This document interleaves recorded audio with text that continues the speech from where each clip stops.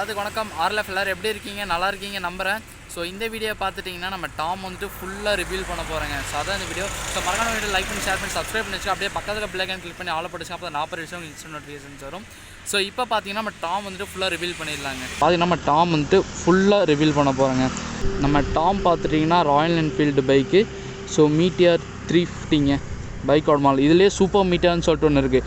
அது வந்துட்டு double silencer வரும். அதாவது அந்த சைடு சைலன்சர் வரும், இந்த சைடு சைலன்சர் வருங்க. ஸோ இது பார்த்திங்கன்னா நம்ம வந்து சிங்கிள் சைலன்சர் தான். நம்ம ட்ராவல் பண்ணிட்டு இதுவே பெஸ்ட்டுங்க. இதுதான் நல்லாயிருக்கு. இல்லை என்னென்ன இருக்குது ஸ்பெசிஃபிகேஷன்ஸ் எல்லாமே நான் உங்களுக்கு சொல்கிறேங்க. ஸோ ஃபஸ்ட்டு எனக்கு உண்மையாலுமே பைக் ரிவியூலாம் நான் இது வரைக்கும் பண்ணதே கிடையாது. ஸோ முன்ன பின்ன இருந்தால் கொஞ்சம் அட்ஜஸ்ட் பண்ணிக்கோங்க ஆர்எல்எஃப். ஸோ பார்த்துட்டிங்கன்னா நம்ம ஸ்பீடோ மீட்டர்லேருந்து போயிடலாங்க. ஸோ இது வரைக்கும் பார்த்துட்டிங்கன்னா நான் 8364.2 கிலோமீட்டர்ஸ் ஓட்டியிருக்கேன் ஆர்எல்எஃப். ஸோ இந்த ஸ்பீடோ மீட்டரில் பார்த்துட்டிங்கன்னா நார்மல் ஸ்பீடோ மீட்டர் தான், சென்ட்ரல் மட்டும்தான் டிஜிட்டல் ஸ்பீடோ மீட்டர். ஸோ இதில் பார்த்திங்கன்னா கீரு வந்துட்டு எவ்வளோ கீரு போகும், இது கீர் சேஞ்சிங் இங்கே காட்டும். ஸோ அதுக்கப்புறம் டைமு இது மேலே பார்த்துட்டிங்கன்னா ஃபுல்லாமே ஃபியூயலோடது, கீழே வந்து கிலோமீட்ரு. ஸோ அதில் வந்துட்டு trip A, trip B and trip F. Trip F பார்த்திங்கன்னா ஃபியூயல் வந்துட்டு காலியாக நேரத்தில் பார்த்திங்கன்னா ட்ரிப் எஃப் அது வரும். ஸோ அதுக்கப்புறம் டேங்க்கு பார்த்திங்கன்னா அப்படின்னு சொல்லியிருந்தாங்க. ஸோ எனக்கு இன்னும் நான் ஃபுல்லாக எவ்வளோ எனக்கு தெரியலைங்க. நல்லா 20 சொல்லியிருக்காங்க. ஸோ அதே மாதிரி பார்த்திங்கன்னா நம்ம டேங்க் பார்த்திங்கன்னா ரொம்ப ஸ்க்ராட்ச் விழுந்து ரொம்ப ஒயிட்டாக இருக்குங்க.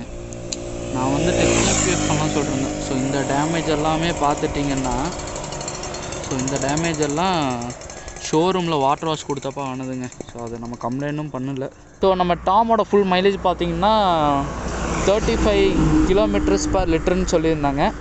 ஸோ நான் இது வரைக்கும் போன டாப் ஸ்பீட் பார்த்துட்டிங்கன்னா 120. இது வந்து பேசிக் ஓகேங்களா. ஸோ அதுக்கப்புறம் பார்த்திங்கன்னா சீட்டிங்ஸ் பார்த்திங்கன்னா உண்மையாலுமே சீட்டிங்ஸ் எல்லாம் வேறு லெவல் ஆர்எல்எஃப். நான் வந்துட்டு இப்போது ரொம்ப லாங் ட்ரைவெலாம் போகிறேன்னா கூட யாராவது இருந்தாங்கன்னா நான் கொஞ்சம் முன்னாடி உட்காந்துக்குவேன். லாங் ட்ரைவ்னால் கொஞ்சம் இது வரைக்கும் பின்னாடி வந்துக்குவேன். அப்புறம் ஹேண்டில் பார் பார்த்திங்கன்னா ஸோ கை இப்படி ஸ்ட்ரைட்டாக இருக்குது, இது கீழெல்லாம் இருக்காது, நல்லா இப்படி ஸ்ட்ரைட்டாக வச்சு ஓட்டலாம். ஸோ அது ஓகே ஆர்எல்எஃப். அதே மாதிரி பார்த்துட்டிங்கன்னா டயர் 2 சூப்பராக இருக்குங்க, எம்ஆர்எஃப் டயரு. ஸோ அதனால் எந்த பிரச்சனையும் கிடையாது எனக்கு. ஸோ அதே மாதிரி பில்லியன் பார்த்துட்டிங்கன்னா பில்லியன் உட்காரக்கு ஒரு சீட் இருக்குங்க. ஸோ இந்த பக்கம் பார்த்திங்கன்னா அவங்க சாஞ்சிக்கலாம். ஸோ இந்த சீட் பார்த்திங்கன்னா அவ்வளோக்கா அவங்க கம்ஃபர்டபுள் இல்லைன்னு சொல்லியிருக்காங்க என்கிட்ட. ஸோ உட்காரப்போ கொஞ்சம் பெயின் இருக்குது அப்படின்னு சொல்லியிருக்காங்க. ஸோ இந்த சீட் வந்துட்டு ஒரு சின்ன கொஞ்சம் பில்லியனுக்கு ஒரு பிரச்சனையாக இருக்கும். ஸோ நம்மளுக்கெல்லாம் எந்த பிரச்சனையும் கிடையாது. ஸோ இது பார்த்துட்டிங்கன்னா சைடு லுக்குங்க. இது ஃபுல்லாமே அப்படியே ஒரு சைடு லுக்கு. ஸோ இந்த சைலன்சர் பைப் இருக்குது பார்த்திங்களா, எனக்கு இந்த சவுண்ட் வந்துட்டு ரொம்ப பிடிக்கும். இந்த எட்ஜஸ்ட் சவுண்ட் வந்து ரொம்ப பிடிக்கும். ஆனால் என்ன கொஞ்சம் மீடியமாக இருக்க மாதிரி இருக்குது. ஆர்எல்எஃப் ஒரே நிமிஷம் ஆர்எல்எஃப் ஏதோ சம்பவமாக இருக்குது. ஆஹா ஆர்எல்எஃப் இது நான் கொஞ்சம் கூட எதிர்பார்க்கலிங்க. பிரேக் பேட் தேஞ்சிருச்சுங்க, ஃபுல்லாக ரொம்ப தேஞ்சிருச்சுங்க. ஸோ இந்த பிரேக் பேடு பார்த்திங்கன்னா நல்லா இருக்குது. ஸோ ரிவீல் பண்ணுறப்பதே இப்படியாவது நடக்கணுமா? சரி அது ஒரு பிரச்சனை. பிரேக் பிடிச்சோம்னா ரொம்ப சவுண்ட் வருங்க. இதில் ரொம்ப தேஞ்சிச்சு ஆர்எல்எஃப்.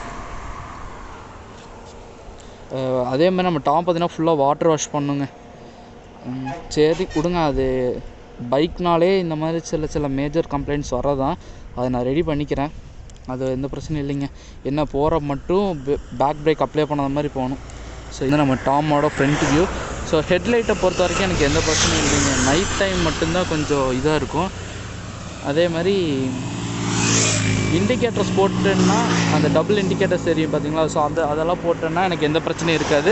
ஸோ லாங்காக வரப்போ கொஞ்சம் ஹெல்ப்ஃபுல்லாக இருக்குங்க. அதே மாதிரி டாமோட கம்ஃபர்ட் வந்துட்டு சூப்பராக இருக்கும். அதே மாதிரி நான் இன்னும் கொஞ்சம் மாடிஃபிகேஷன்லாம் பண்ணலான்ட்டு இருக்கேன். ஸோ இதெல்லாம் கழட்டிட்டு கொஞ்சம் நீட்டாக அப்ளை பண்ணி போடலாம், அதாவது வேறு மிரர் எதனா யூஸ் பண்ணலாம் அப்படின்னு சொல்லிட்டு. ஸோ ஓகே ஆர்எல்எஃப் இதாக பார்த்திங்கன்னா நம்ம டாமோட ஃபுல் ரிவ்யூ. ஸோ நான் முதல்ல சொன்ன மாதிரி பைக்கோட ரிவ்யூலாம் எனக்கு பண்ண தெரியாது ஆர்எல்எஃப். இனிமேல் போக வேணால் கொஞ்சம் கற்றுக்கிறேன். ஸோ மறக்காம சேனல் லைக் பண்ணி ஷேர் பண்ணி சப்ஸ்கிரைப் பண்ணிக்கலாம். அப்படியே பக்கத்தில் பில் ஐகான் கிளிக் பண்ணி ஆலில் போட்டு வச்சுக்கோங்க. அப்போ தான் 40 விஷயம் இன்ஸ்டன்ட் நோட்டிஃபிகேஷன்ஸாக வரும். ஸோ ஓகே ஆர்எல்எஃப் பாய்ங்க. நம்ம பேக் பிரேக் மட்டும் அப்ளை பண்ணாமல் நம்ம அப்படியே போய்க்கலாம்.